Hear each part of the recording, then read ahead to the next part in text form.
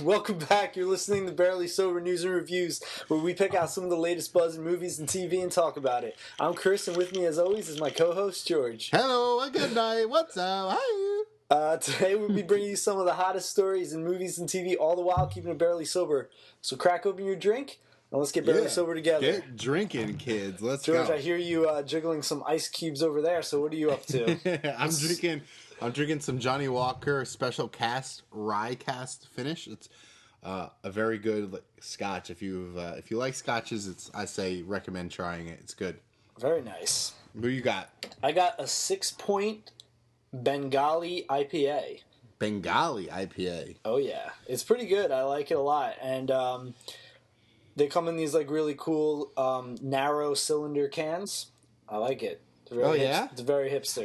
I saw you drinking that. I thought that was looks like an a Red energy Bull. drink. Yeah, it looks like a Red Bull. Oh damn! I was like, guys drinking energy drinks over here. So I got two of those, and then on standby, if I get to it, I got a Montauk Brewing Company IPA as well, which is also in a can, but not a cool can. You like it in the can. Just a normal can. Hey man, I think they've like improved can technology because like a lot of beers are coming out in cans now, and good beers too. I think it just, I don't know, maybe it helps preserve and keeps the sunlight out. Yeah, I think it does. Plus, it's like probably costs less. Yeah, it definitely costs less. Well, but, like I mean, it's better can technology. No, it just costs less. I don't know, man, because these taste really good, and maybe it's just because I'm used to having shittier beers in cans, but I'm not getting that like aluminum taste. I feel like sales in cans are just higher because bottles, like maybe you can't take like tailgating or this and that, and cans are just easier to crunch and throw away. Like bottles are loud and clingy and make a lot of noise and like they're so loud and clingy. No, but it's true though. Like sometimes I don't like buying Sounds bottles. like a girlfriend. Like she's so loud and clingy. Sounds like all the girlfriends. All right, let's get into some Marvel news because we got. Anyway, speaking of cans, we got Spider-Man swinging around in these new set photos, or his stunt double at least, right, hanging from real life helicopters, and he's got a couple of girls, a couple of different girls. He's it looks pimp. like He's pimping it out. Yeah, so Spider-Man's a pimp. I don't know. One of them is a redhead, so right. So does that mean they're not all redheads, are they? No. Mary Jane is a redhead, isn't she? Yeah. So they cast what was her name? You knew her, like some Disney Channel person. Zendaya. Yeah, whatever. But she's not a red. She's like a half black girl. How is she going to be redhead? Yeah, well, that's what I'm saying. They're going to dye her hair red because that's going to look pretty weird. Or Maybe is this just might be a random redhead that he's saving? Maybe there is a Mary Jane character in the movie, but maybe he's actually Zendaya's like. Zendaya is like a new girl, a new crush. Zendaya or whatever her name is. I think she was cast as Mary Jane. So I don't know. Just could just be nothing. You know, maybe it's just like kind of like a little like wink, wink to the audience, like reminding them. I don't know. Could be anything. But what do you think of those photos, George? What do you think about this movie coming out in general? I think it's just going to be a classic, fantastic. I think it's going to be one of the best so far to come because I feel like Spider-Man was in Civil War for maybe 5 minutes. Everyone loved him. Yeah, I would say maybe a little longer because that fight scene was pretty long. But that fight scene, but necessarily he didn't have too many lines in the movie. Is what I'm trying to say. You know what I mean? So it's definitely not. But Tony Stark, Robert Downey Jr. is going to be in this Spider-Man Homecoming. What's her name? Marissa Tomei. Fantastic movie. And Iron Man's bodyguard. What's his name? Oh, Jon Favreau. Jon Favreau, right? I think he was confirmed in this movie also. Don't forget, obviously, Michael Keaton. So right. So there's this movie is stars over here, like high directors. So it's like I don't think this movie's gonna fail at all. I think it's gonna be like fantastic.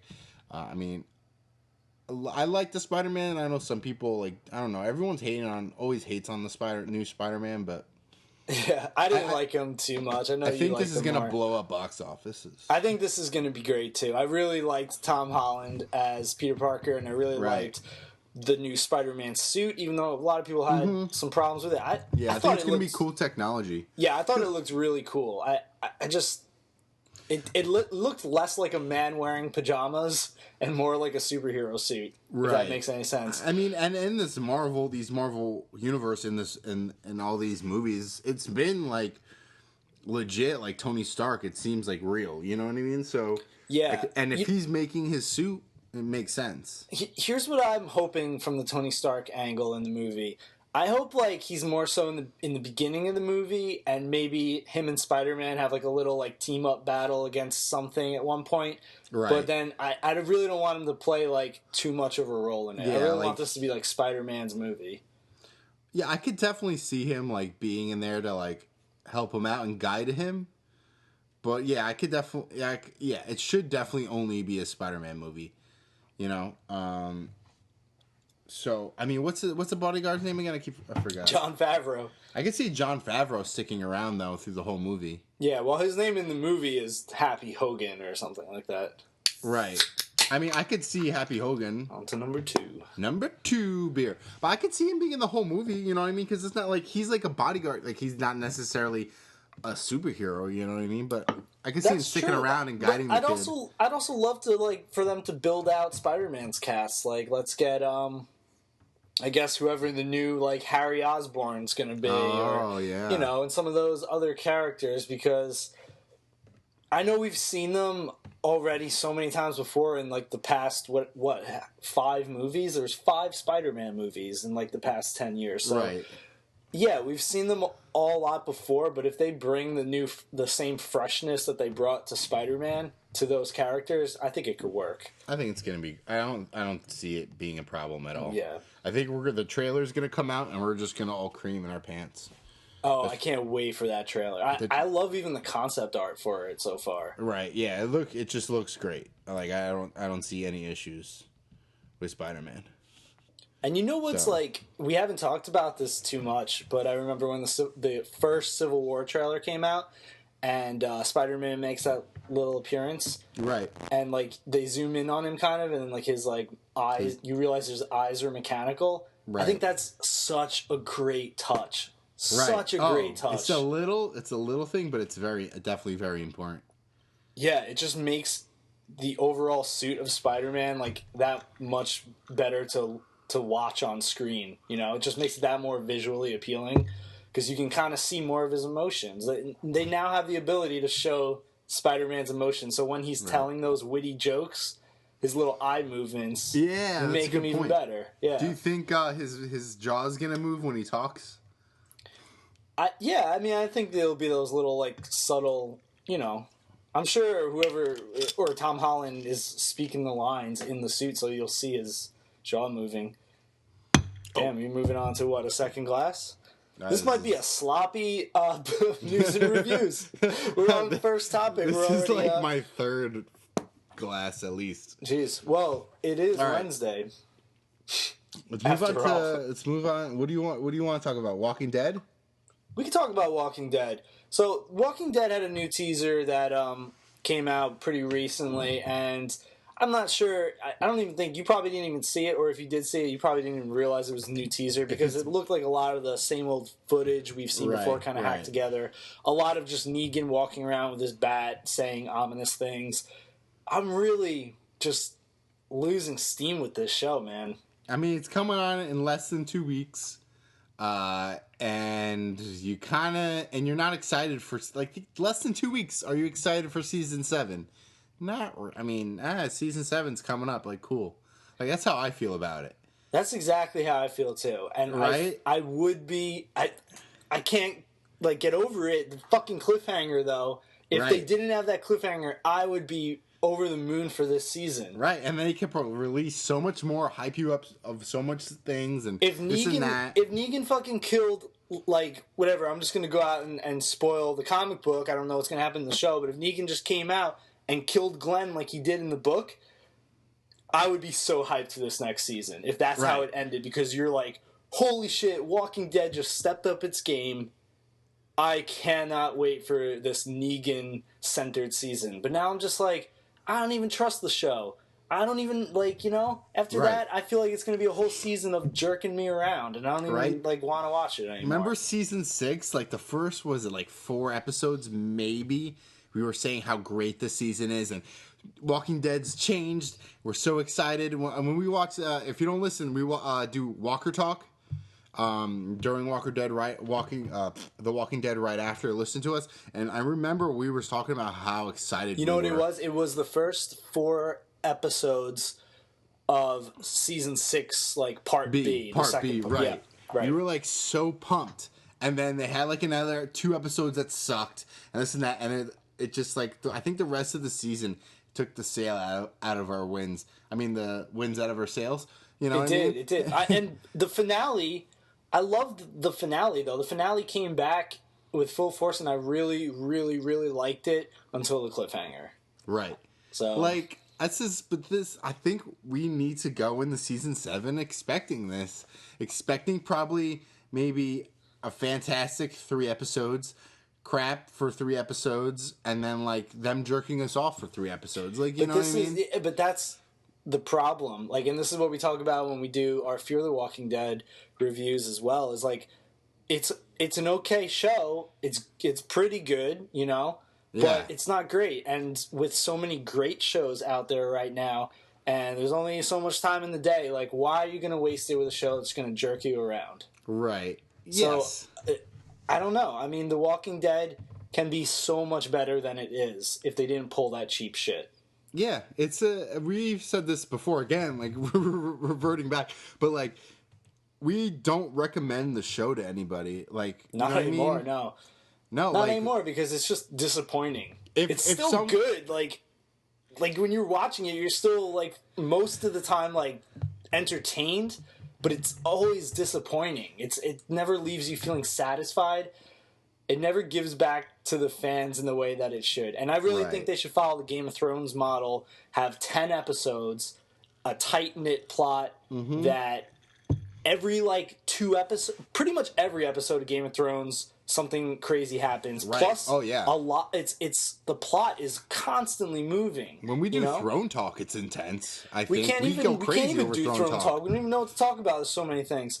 We can't. Yeah, we try to do a short Throne Talk, but we can't. Like, we go so long talking about Game of Thrones, right? Every time we're like, all right, we're gonna do like a 10-minute, 15-minute Throne Talk. Yeah, and we do like 30 minutes. We do not 30 even minutes trying. on like Jon Snow, and then we're like, okay, let's move on to the other 50 characters. And we leave things out constantly too.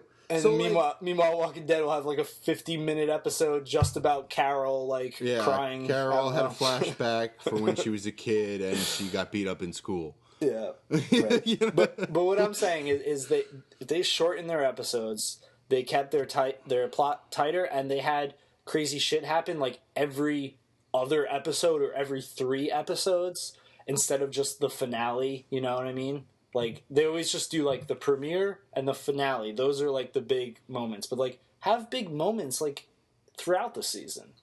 Right. I don't know, but I mean, AMC kind of like when they start doing those half seasons is really like, I think, cause problems for them. They shouldn't be doing the half seasons anymore. It does cause problems because it also like, it's like, yeah, you're right, because it's, that the premiere is going to be big, that the half season finale is going to be big, and in the middle they just kind of got to like put a lot of filler episodes, right?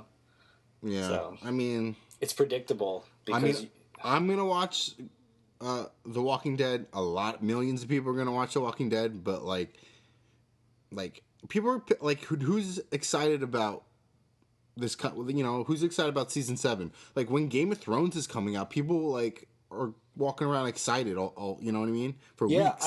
I you know what? Walking Dead is don't get it wrong. It's got a huge, enormous fan base still, but in my everyday life, I don't see hype for it at all anymore, and I used to a lot. It's closing down. It's like 10 days away. No one gives a shit. I don't hear anyone in my job talking about it. I don't hear anyone like in my family and friends talking about it anymore. It's just like it's just like a thing now that's there, and it's got a huge fan base, a huge fan base, totally dedicated. But I'm just saying it's losing like the hype that it once had. Right.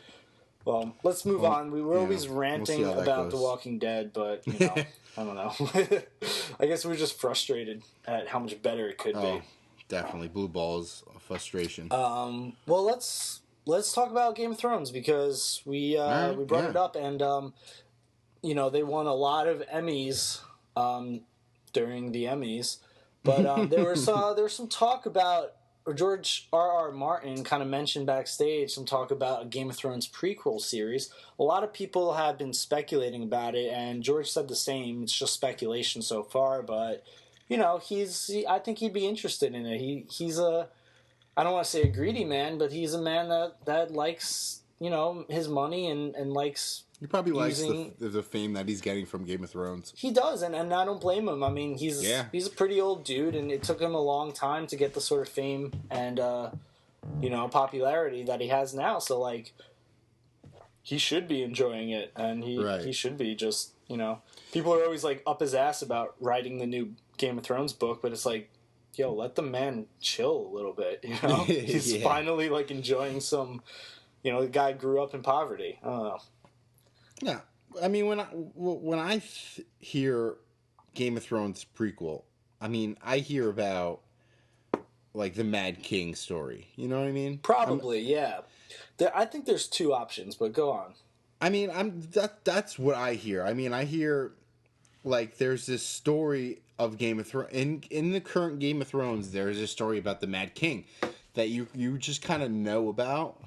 It is like the prequel to what happens in the main series. Right. I mean, that's what, like, when I saw or heard Game of Thrones prequel series, I'm just thinking, like, you know, Ned Stark as, like, a young boy or, like, a teenager or whatever you want to say, like, being, or, like, and then just being, like, servicing the Mad King and Daenerys as a child, like, or, you know, stuff like that. Like, that's what I'm thinking about, like, as far as, I mean, we know the story, like, I don't know, like, it's just, like, what are they gonna make up?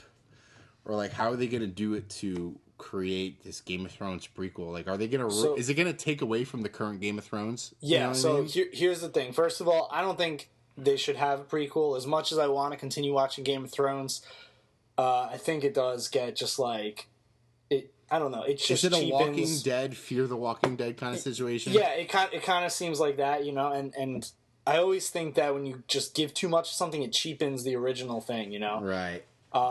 So you gotta leave them wanting more, you know what I mean? Gotta leave them, and a little mystery goes a long way. Like, when you hear about the Mad King, and you hear about, you know, this, like, war that happens when Daenerys was a child, and, like, that is more interesting than actually, like, knowing all about it. Because then it's like, They should wait like 30 years and then do like a Game of Thrones prequel. Like, you know, that makes that I would be much more happy about, to be honest. Maybe like, you know, George R. R. Martin probably be dead and whatever. That's sad, but like that could be like after, you know, like Star Wars. You know, here's the thing though. So there's probably two options that they could go with it. One is like you said, and that seems like a logical choice to do the Mad King and the whole Robert Baratheon war, but also, George R. R. Martin has written a bunch of short stories that are prequels to Game of Thrones that take place like 100 years before Game of Thrones starts. Wow, that's interesting.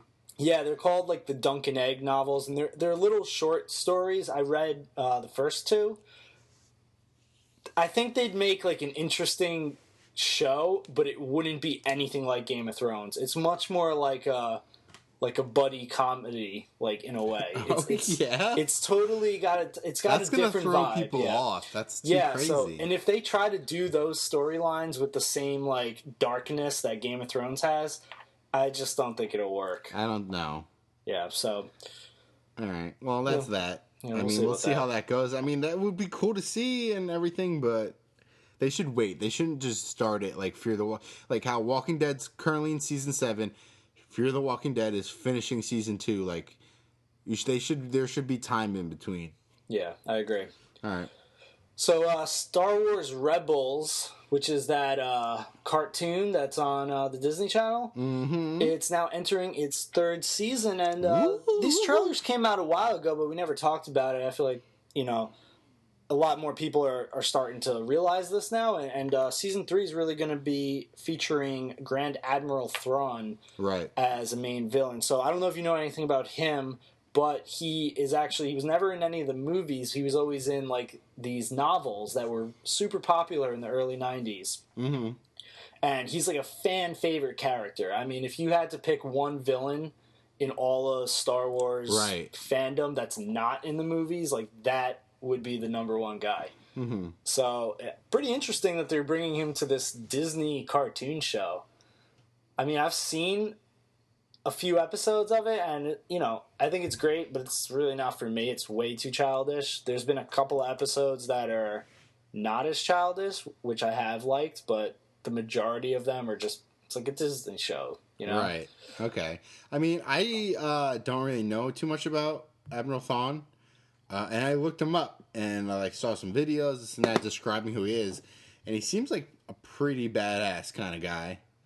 Yeah, and if you have a chance, you should check out that season 3 trailer after we're done recording. But it does seem like season 3 is going to be a little darker, but I'm just wondering if it's the trailer kind of fooling us, Maybe there's a couple of cool episodes and the most are just kiddie filler. Yeah, I mean, he's apparently, what is he? He's an alien, and he's just a really smart general is what it is. Yeah, he's different than Darth Vader and whatever, because he doesn't have he's just a general, and he commands forces, but his power, he studies his enemies, culture and this and that, and he's able to, the video that I saw is that he's able to study so much, he's able to predict your moves and what you're thinking before you do. You know what I mean? He studies a planet's a culture's art and stuff like that to get to know them and find their weaknesses, which is sounds really complex and for freaky. A children's show. So I don't know. I don't know how they're going to pull it off. Right. I mean, I don't watch the show or a lot of the animated Star Wars series. Yeah. So. But, I mean, it's kind of but people, the Star Wars fandom's excited about it. At least the people who are into the animated, TV shows. Yeah, I mean, I really enjoyed watching the Clone Wars, and we did a pretty barely sober review on that, that's for sure. But, I mean, you did. I managed to get through the more childish of the Clone Wars episodes, but I felt like there were more mature episodes as opposed to childish ones. With Rebels, it's the opposite way, and I can't really get through it. I mean, I'm kind of interested just to start at season 3, just to see Admiral Thrawn. I kind of want to see what the big deal is. You know where you got to start? Where? Just watch the season finale of season 1. Okay. Then watch the season finale of season 2. And then start season 3. Yeah? That's it? Just 2 episodes? I think so, man.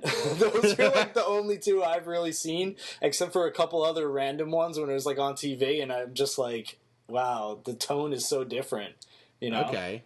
It goes from fart jokes and stupid little things to all of a sudden Anakin Skywalker, Wait, where can I watch these? Netflix? I found them. Well, I have Optimum, and I was able to watch some of them on demand. Surf the web. I'm sure you surf the web, you'll find some. Okay, cool. So I might have to check out this guy and just see what the hype is with him. Yeah, if anyone knows where we can watch this not on demand, let us know. Yes, please. Gosh. All right. So, speaking about blasts from the past, what about the new Power Rangers posters from Lionsgate? Have you seen these? Yes, I have. I looked it up. It looks sick. It looks very cool.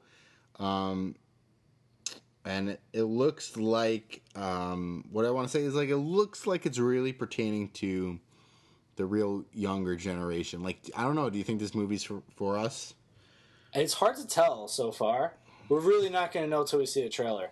I like the posters a lot. I think they were pretty intriguing. Yeah. They were exciting. And I like that they're taking...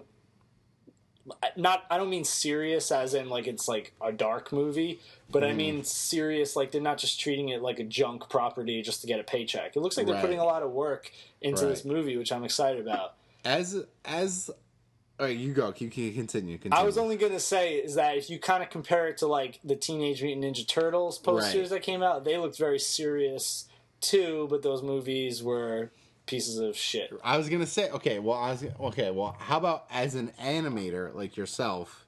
Okay. What do you take really from like this poster with the lightning bolt in the stars, kind of like right, like imprinted lightning bolt, kids like what on their car, like looking up in the stars, like I don't know, like what if like what's the difference? Like I think I look at it differently than you do. So like, what are you saying? You know what I mean? You're talking from like a design point of view Yeah, right now. I don't know. I'm kind of interested in it. Yeah, I mean, movie posters are kind of hit and miss, to be honest. Some of them I'm really impressed by, and some of them I look at and I'm like, really? What did they have? Like someone right out of college, just like slap a mask on a.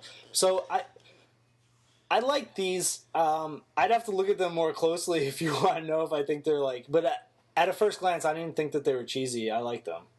Right. I mean.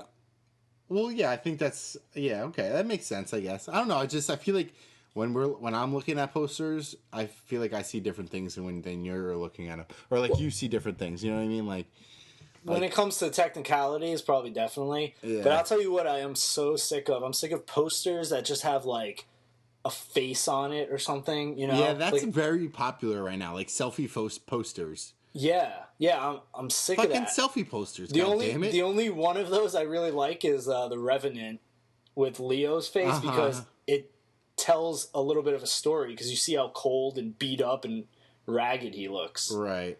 So you're like, oh shit. But this Star Wars, this Power Rangers isn't like a selfie poster. It's like them looking up into like their backs. I'm saying it's their backs are looking up. Yeah. Oh, okay. There's like a couple of classic movie poster things, and one's like the big giant face. Other one is like a bunch of faces, Right, and then like maybe like blending into like a sun or a planet in the background. Like I don't know, that's so common for some reason. Okay, yeah, I feel like I guess you can only be so imaginative with a movie poster, though. Well, then there's also like the one you've probably seen too. It's like always like a guy standing with like his back facing you, and then there's something like I don't know. He's like facing something like a giant. Or they're all in their action pose. I feel like. Yeah, so I like things that aren't just like photoshopped people faces. I like actual artwork. Like if I can't even think of a good example right now, but I swear if I think of one, I'll say it. But just cool pieces of art that kind of like give you the feeling of the movie without just like showing all the actors' faces. It's interesting. I mean, I feel like. In the world of movie posters, you have a different perspective. I feel like, just I don't know. I just like I see a movie. It's a movie poster. But I hate seeing. Yeah, I guess that's what it is. We have different perspectives, but I'm so sick of just seeing movie posters as like advertisements for the actors instead of advertisements for the story. Well, I mean, think about sometimes movies bring in people just for the actor. Oh yeah, I know. Definitely. Tom Hanks. It's just a business, and I get it, but if you have Tom Hanks in your movie poster's going to be a giant Tom Hanks head. Tom Hanks, like Sully. I'm sure that movie did fantastic. I didn't see it, but like, you know what I mean? Like, you put Tom Hanks in a movie, and it's just like, all right, this isn't about the movie, let's advertise Tom Hanks. You know what would have been like a sick poster for that movie? It just came into my head. Just a view, like a top-down view of the Hudson River, and you can kind of see like New York skyscrapers on one side, and like the shadow of the plane over the river. That would be sick. That would be sick, right? And then Tom Hanks in the water, his face in the water. I don't know. That's that gave me the chills. Like that's a good poster. There you go. You should make that anyway. Shit. Hire me. Chris Jokas, hire him at Chris Jokas Art. So Jared Leto is being considered to play Andy Warhol in a biopic. I think that's a good casting. Yeah. I think Jared Leto is the hot actor right now. He did one movie, in the Joker, but I'm telling you, he's gonna get so many roles right now. Like he's gonna be like, I can't go to the movies and not see him. Yeah, he's always been a great actor, but he really hasn't been in many like big films, right? Right. So the guy that's making this Andy Warhol movie, he's the same guy I think that made the Social Network. And I like that movie. Yeah, there was one other. I had it pulled up. It's slipping my mind right now. Oh, Captain Phillips. I haven't seen that. They're also one of the other guys working on this movie is the Boardwalk Empire creator, and he also wrote Wolf of Wall Street, and he'll be writing the screenplay to this. So they got a lot of like talent working on this movie. I have kind of a good feeling about it. Right. I mean, honestly, I don't know too much about Andy Warhol. I mean, like I know he's like an artist, like a musician. Yeah, he was like a wacky artist in the 1960s. Right, but I mean, like I don't know too much about him, but I mean, I guess I could see Jared Leto, like, doing like that wackiness. I guess like you could say from like the '60s, like playing that '60s character. Yeah, I think it's just gonna be like a crazy like 1960s New York City like wacky drugs and crazy rock and roll movie, right? You know? Hippie stuff. Yeah. Some of those are, like, pretty good, you know? They're just entertaining. I mean, what was that one? The Johnny Cash movie, Walk the Line? Right. So, you know, it's, like, just a story about, whatever, him writing some songs, doing some drugs, fucking up his life. Road, and it's, like, it's just interesting to watch, so. I feel like New York City, though, from the past, just even, like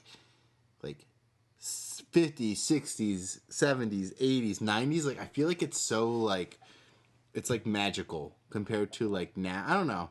I feel like it's just different from how we see it now compared to like when it was like back in like the 70s. It was like a different culture. I know, it's I think I know what you mean. If I could picture the city in my head. I'm there every single day. But it's like I know it really hasn't changed that much for so long. Like a lot of those skyscrapers and everything were built. Right. I'm not talking about the look of it, but I feel like the culture. Yeah, but the culture or like within it, I feel like every decade has like a different. Right. Like I could just visualize this, even though the surroundings are not really changing too drastically. Right. I don't know. I just feel like I always like watching shows or things when it's New York City from the past, like Taxi Driver. Like, yeah. You know what I mean? Things like that. This is like I've had to admit this like so many times on this podcast, right? But I've never seen Taxi Driver. Oh my god! I feel like that's like the fifth time. Like Robert De Niro, New York City. Like, just go see it. Yeah, it's a good movie. Where I don't think you should like have a party and watch the movie. You know what I mean? But like if you're by yourself and you got nothing to do and like you just order food, have some drinks, smoke some pot, and put on Taxi Driver. I feel like you would really like it. Classic night. So, it's also the same like preparation you have to do before the new Jumanji movie comes out. Which there's a new picture now featuring Kevin Hart and The Rock. Right. What do you think about that, George? I hate it. I really think that this reboot is going to be a bomb. I 100% agree. I think this is just gonna ruin Jumanji, like farther than like Ghostbusters and like, you know what I mean? But like in the same vein, like it's like they're taking but here's the thing, like is some of this because we're biased because we grew up with those movies, and it's also Robin Williams who isn't alive anymore. Yeah. So it's like it's even harder because like which was kind of the same thing with Ghostbusters too, because Harold Ramis had passed away. Right. But I mean, like Bill Murray's still alive and like everything, like, but I don't know, like just this Jumanji poster, I just feel like they're calling it Jumanji and making another movie. Yeah, and it just looks like one of those typical really bad comedies. I might get a few chuckles or a few laughs out of you, but overall it's like a junk movie that doesn't need to exist. It's just going to clutter someone's DVD rack someday for no reason. You're going to see it I almost said Blockbuster, but you're gonna see it at Best Buy in like the buy like 4 movies for like $20 bin or whatever the fuck. Fuck this movie. You know what it really is? It's gonna get to a point where it's on my TV.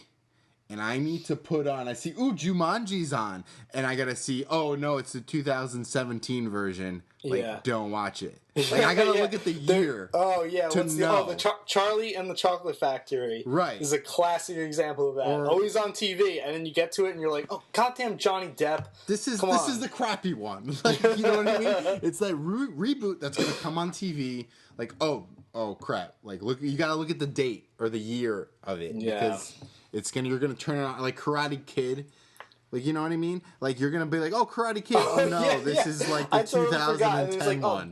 Jaden Smith, get out of here! Not Jaden Smith. Like, what's his name? damn it! Wait, what's his name? Jada Smith. Jane. Wait, which one's the mom? Jane, who gives a shit? Yeah, whatever. But like, I feel like I've seen this. Like, I feel like looking at this poster just already is just like. It's not gonna appeal to me. You know what I mean? Like me and you that grew up with Jumanji, Kirsten Dunst, with Robin Williams. Like, you know what I mean? Like, this was it. What are they in? Like, New Hampshire, Connecticut? They're in New England. They're somewhere. They're somewhere in New England, right? And there's just There's this good story, Like, there's no, like, they didn't even screw with it and make a Jumanji 2, you know what I mean? Here's something I noticed about some of these movies in the 80s and early 90s. Even when they were children's movies, they were taken somewhat seriously. Right. Like, you ever see Hook? Hook is one of my favorite movies, right? I loved that movie growing up. And even watching it as an adult, it's still a good movie with actually, like, some pretty, like, you know, not horror movie scary, but, like, kind of scary moments in the beginning. It's definitely got some drama. You remember the beginning, though, when Captain Hook is, like, kidnapping the kids? And he's got his hook. Home. He's, like, running his hook on the wall. Yeah. And they come home, and the whole, like, the wallpaper's all shredded. Like, yeah. That's kind of, like, intense and creepy. I was scared. I used to get scared as a kid watching that. I used to get scared at the weirdest part of that movie for some reason. Like terrified, like, nightmare scared of when Wendy, old lady Wendy, like Grandma Wendy, is showing, like, the book to Robin Williams when he doesn't remember he's Peter Pan yet, and she flips to that page and it's like the illustration of Peter Pan, and like some weird kind of creepy music plays when she shows that picture to him. And I don't know why, but that moment used to creep me out. I saw it, like, recently, and I was like, why? Scarred you. Why? Like, what was my little kid version of me so scared of? Weird. It's just weird music, I think, in that scene. But I don't know. There's gonna be no drama. Like, it's gonna be like a Ninja Turtles, like you know what I mean? Like, I think it's even gonna be on a worse level. Oh, man. I think it's gonna be like. I think this is just gonna, like, destroy Jumanji as we know it. Like to have, like, Dwayne Johnson as, like, what I guess he's gonna be the Robin Williams character, or like something like that. He's gonna be the one that goes in the game. I guess comes out of the game. Like, yeah. Like, I guess, like, maybe the special effects will be cool, but they're not going to take the movie seriously, right? It's going to be a joke from start to finish, and not a good joke. It's going to be a quickly made joke to get a few laughs out of kids. Kevin Hart, especially when Kevin Hart movie, that's what he does. He just does jokes like that. Yeah, you know, and I mean, seeing the poster, there's 2 new characters. I mean, who knows who they're going to be or what their role is in the movie. But I mean, I guess they're not doing the exact same as the storyline, the exact same as the original. We definitely had this conversation before, but now it looks clear that they're having a totally different storyline. Right. I mean, I guess, which is good. I guess maybe it's like this Jumanji is just going to be like they find the game and this is a whole new story. Here's what I'm saying. Is it a sequel then? Because I hate when they do a reboot, but it's a totally different story. It's like, just make it a sequel then. What's the difference? Yeah, I don't know. People are just obsessed with rebooting. Like, they just think it's like, you need to reboot. I mean, Ghostbusters is the perfect example of that.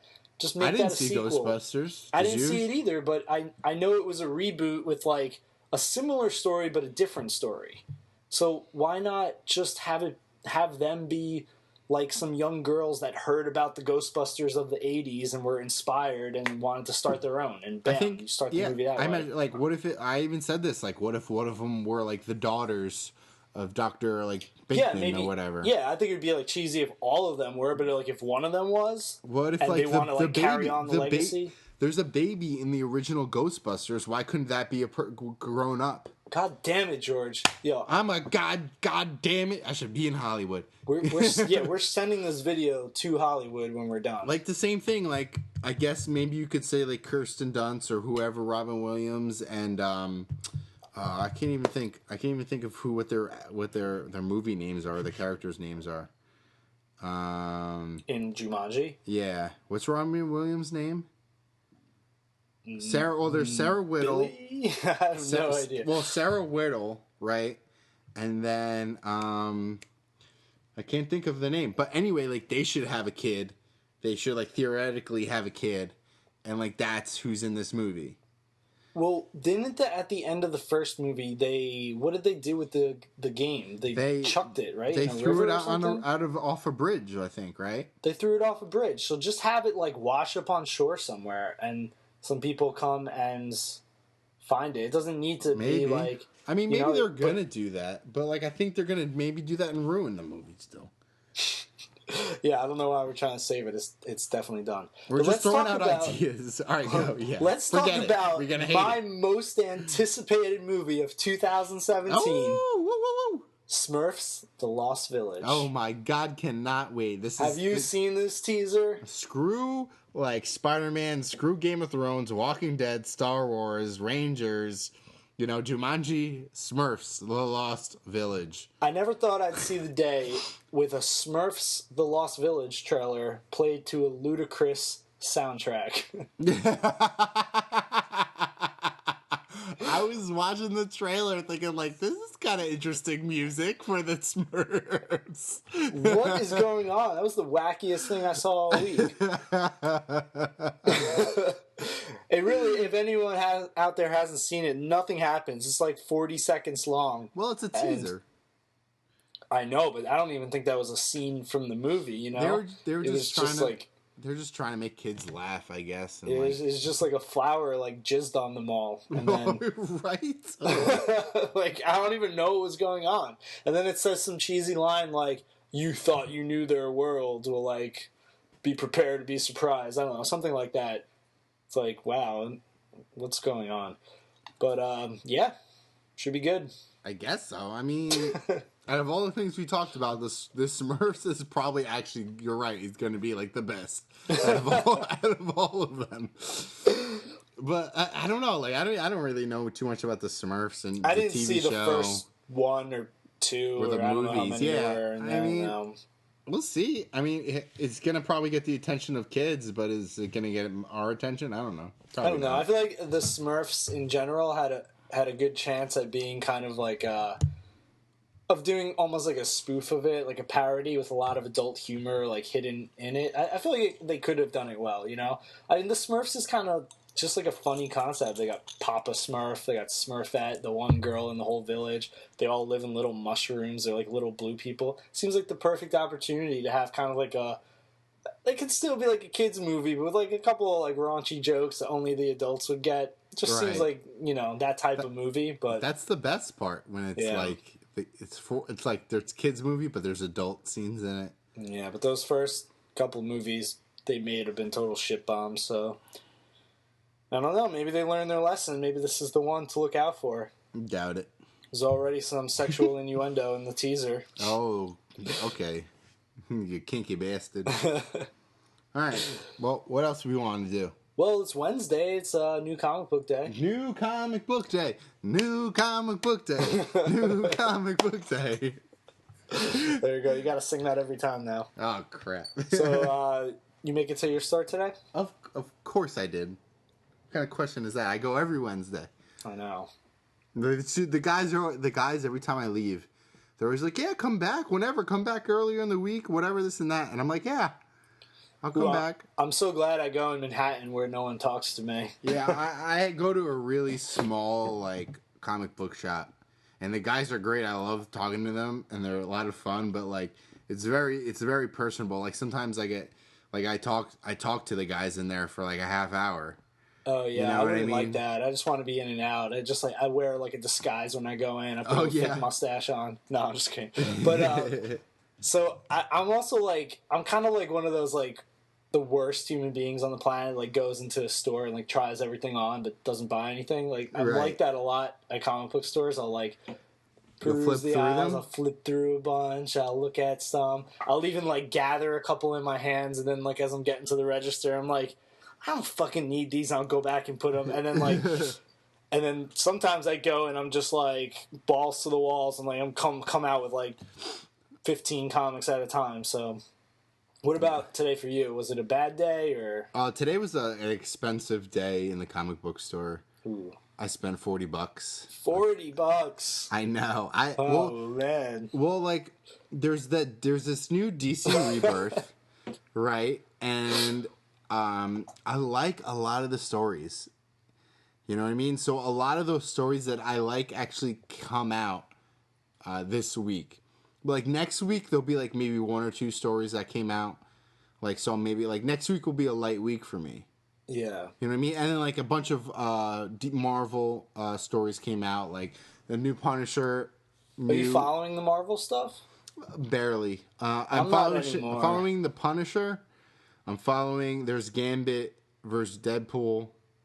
There's other Deadpool and the Marks of Mercenaries. You know why I kind of gave up on Marvel comics once the movies started coming out because they just try to tie everything too much to the movies nowadays. Like all of a sudden there's a million Deadpool comics because Deadpool is so popular, and then like they're doing like Civil War comics because Civil War was popular. Oh, there's so many Civil War stuff. So it's just like annoying. Like I'd rather them just do their own thing and not be tied to the movies so much.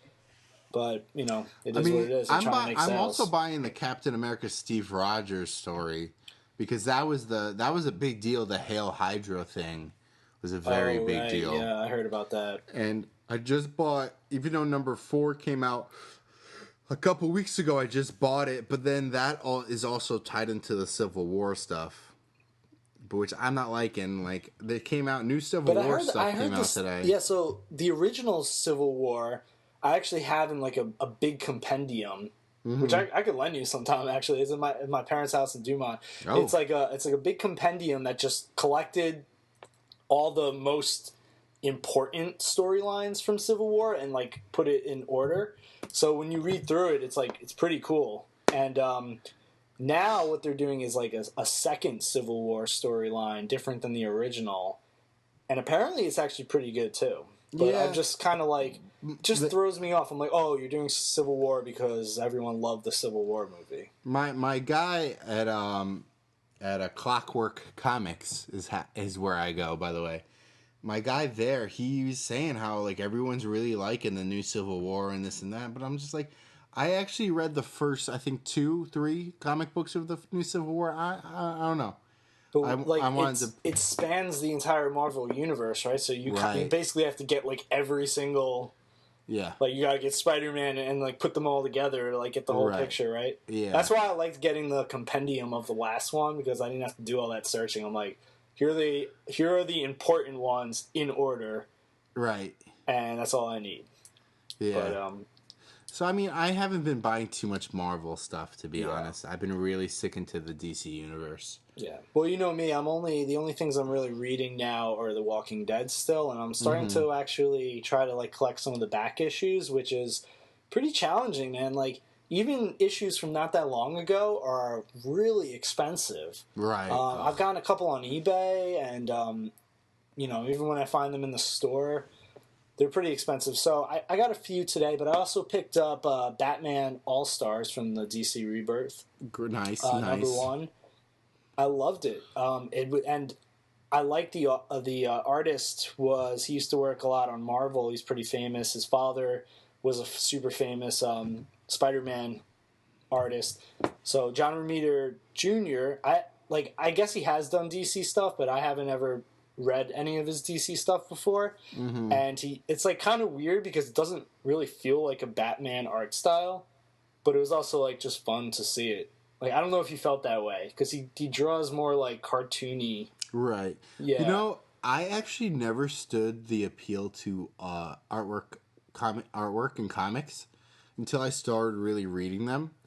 Because like there's times when like they're like, oh, who's the artist on this? Who's the artist on that? I'm like, whatever. Like it's all about the story. Like who gives a shit? And then like you read a comic book that you don't like the artwork, and then you're like, like I'm not into this as much. Yeah, definitely. I used to just buy comics just for the artwork, like Right. long before I ever started even caring about the stories. Now I care more about the stories, but I still don't know enough to know like the names of the specific artists. I do like the All-Star Batman. I have both of All-Star Batmans 1 and 2, and I both enjoy them. I really like. I don't know. I just kind of I'm starting to really wrap my head around like, okay, who's this are? Like I think I'm gonna start looking up who artists are for a lot of these comics, and I mean, these All-Star Batman, I think are fantastic. yeah. That's interesting because like to me reading it, like I love that artist, but I was like, oh man, it's so weird to see him draw Batman. Like he draws Batman almost like he draws like Spider-Man because he's a very good like Spider-Man artist because he draws like those like thin arms and like he's very like lanky looking characters kind of. So I thought that was interesting. It is, but I mean, you could just like when you see like when you have the storyline and you just see like the artist though, like actually put him in like a scene like that like kind of makes sense, and you see the struggle in some of the things. I don't know. I never really got. I really just starting to get like the artwork part of like comic books. Yeah, no, it's half the story. I mean, even if you're not realizing it, it's subconscious. Right. All that emotion they pull into it. I just want to say one more thing about The Walking Dead, other than the fact that you should be reading those because they're way better than the show. And right. I know. Storylines are getting really interesting. I'm going to get to them eventually. To where they are. Well, you got to catch up, man. I mean, what are we on? 160 now or something? I'll buy the big volumes. You buy the big ones. But the most recent issues that are coming out with these like awesome variant covers, and you can connect them all. So I have like 2 of them so far, and there's going to be I think 4 more, and they're really awesome. I forget the artist's name right now, but like they're pretty sweet. So like you should just like if you're gonna go to the comic book store next time, I recommend picking up those variant covers if you can. They're pretty awesome, like to connect and everything. Really epic scenes. But I mean for what I have to say though, lastly about like just comics is, as far as my favorite stories, like you were asking like me about like, do you like the All-Star Batman? And like I did, but I feel like there's like other good like Batman stories out right now for the DC Rebirth. Like I feel like the detective comics right now for the Rebirth are like the best. Really? I'll look into that. They're definitely better. I think the DC, the detective comics are better than the All-Star Batman, and also better than just a plain Batman. And like, I feel like I'm really drawn to any character that's just like in Gotham. Any character that's like like the Red Hood, and what's it called? The Red Hood and like the Outlaws or something like that. I think I'm really digging, and Nightwing I think is fantastic. The Nightwing comic and the Red Hood comic. Yeah, they're 2 different ones, and they're pretty good. I think like literally anything Gotham City is like really grabbing me. Like Batgirl, Birds of Prey, which is Batgirl, Huntress, and shit, who's the other one? Batgirl, Huntress, and why can't I think of the third one? I don't know, it's really great. But I don't know, that's how that's where I see myself going more and more.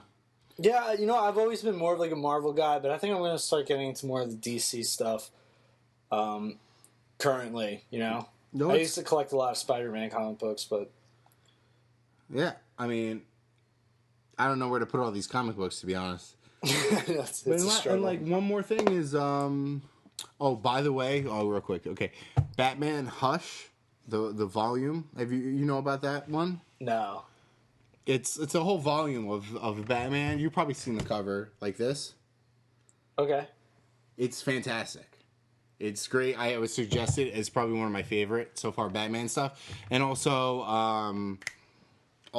Saga. I mentioned this to you before. The movies, the Saga volumes. I recommend those also. Fantastic if you're really into sci-fi stuff. That's all I gotta say. I'm letting out my comic book. Let it out. You get some guy watching this is like got a notebook out. He's writing these all down. Yeah, right. I mean, I don't know. Well, I'm also a fan of the Flash, which is fantastic. I feel like, but I mean, I could go all day. I think. Yeah, it sounds like you should tell us what you don't like. All right, guys. Superman sucks. Superman, yeah. I dropped those pretty quickly. Ooh.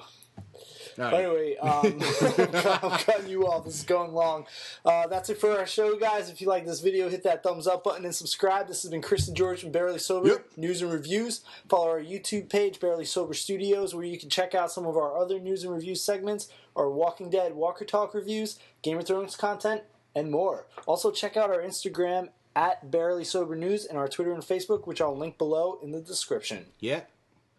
Have a good night. Buy some comics. Chris, you better finish your drink and let's go to bed. Bed.